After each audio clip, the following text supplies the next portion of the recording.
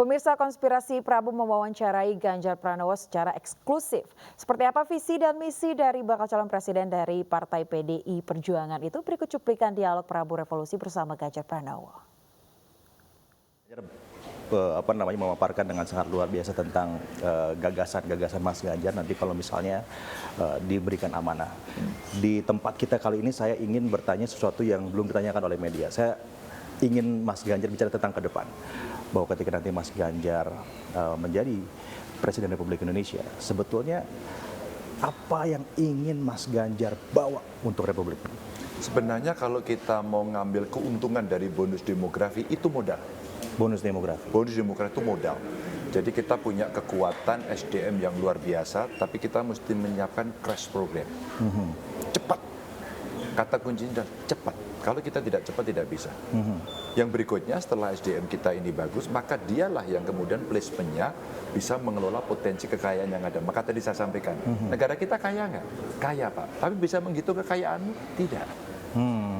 Kita butuh ekspertis mereka yang kemudian membawa bangsa ini untuk bisa menghitung counting betul-betul ya, satu persatu, dan itu menjadi pendapatan yang tinggi. Ketika pendapatan tinggi, maka distribusi dari pendapatan itulah yang kemudian sektoralnya bisa dilakukan. Tadi saya contohkan di maritime saja untuk tangkap ya, Indonesia dengan Vietnam, yang kita lebih gede tapi kita kalah. Nah kita hitung, belum kalau kita bicara mining, kehutanan, SDM, ekonomi digital.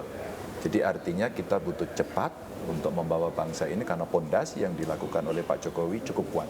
Ini cukup kuat. Jadi itu sebenarnya modal yang cukup bagus untuk itu.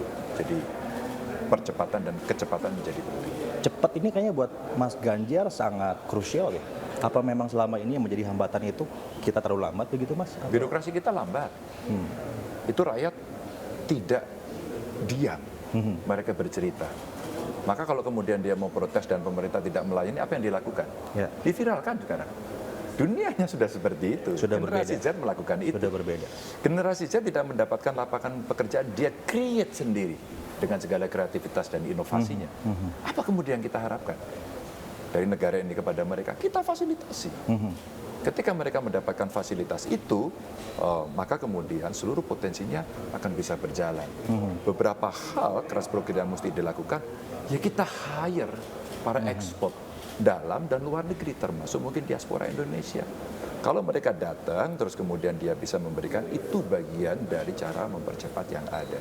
Oke, jadi lack of expert Pak ya, Bapak melihat bahwa kita perlu mengumpulkan para expert ini di Republik agar bisa percepatan itu terjadi gitu. Mas, kan berkali-kali keluar, kami tidak mau tenaga kerja asing, ya enggak? Ya, betul. Kami mau sendiri, ya oke, kita setuju.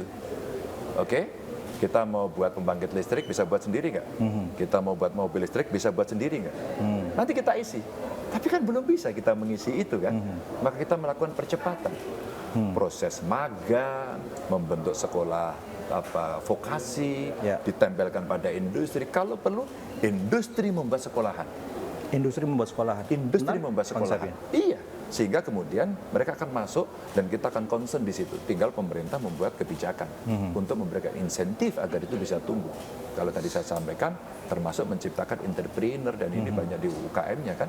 Anak-anak Gen Z ini sebenarnya kan ya UKM-UKM yang hebat untuk membuat startup yang luar biasa. Ekonomi digital kan tadi Bapak sebutkan Pak ya, ini salah satu concernnya Mas Ganjar begitu.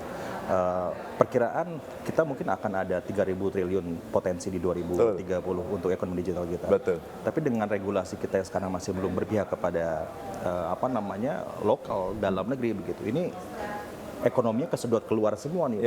Ada rencana Bapak terhadap maka bagian dari percepatan itu adalah adaptif terhadap perubahan. Kalau dunianya sudah berubah begitu kita diam saja, puritan kita.